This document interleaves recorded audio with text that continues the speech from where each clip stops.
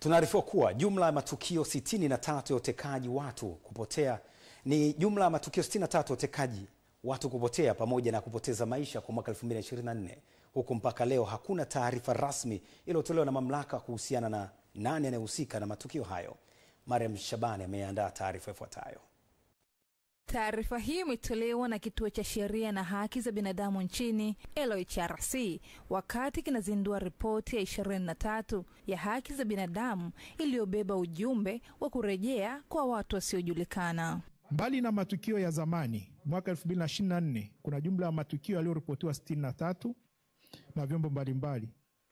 Matukio ya kusikitisha kama ya Ali Kibao kwa mnaokumbuka, Deusdedith Chisoka na wenzie waliotekwa, na wengine wengi ambao mtawasikia kwenye ripoti, umeufanya mwaka 2024 kuwa mwaka ulikuwa na matukio mengi ya kutisha na yanayotishia uhuru na usalama wa raia. Kwa upande wake Fundikila wa Zambi kutoka kituo hicho cha sheria anasema katika matukio hayo waathirika wakubwa ni watoto na wanawake. Haki bado ni changamoto kwa wanawake wengi kufikia haki kwa sababu mbalimbali ikiwemo za kimila, masuala ya ulinzi na usalama, hasa kwa sababu vitendo vya ukatili na ushiriki hafifu katika masuala ya siasa na uongozi.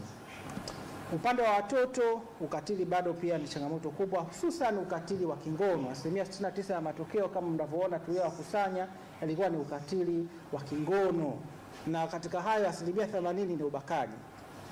Kwa tunaweza kuona tofauti hapo. Kwa wanawake ni ukatili wa kimwili, lakini kwa watoto hususan wasichana ni ukatili wa kingono ndio changamoto kubwa. Kufuatia matukio hayo, Kituo cha Sheria na Haki za Binadamu kimeitaka serikali kuchukua hatua za haraka katika maboresho ya sheria, uwajibikaji pamoja na katiba mpya ili kukabiliana na ongezeko la matukio hayo. Mwarobaini wa kuboresha haki za kiuchumi na kijamii ni kuongeza bajeti. Changamoto zile zote nyingine zitapungua kama tutaongeza bajeti kwa ajili ya hususan elimu, afya na upande wa kilimo. Na mwisho kabisa tuongeze uwajibikaji. Tumeona masuala yale ya upotevu wa fedha yaliyoibuliwa kwenye ripoti za mkaguzi mkuu wa hesabu za serikali. Pale kwa sababu hakuna uwajibikaji. Bila uwajibikaji hatuwezi tukalinda haki za binadamu. Mariam Shabani,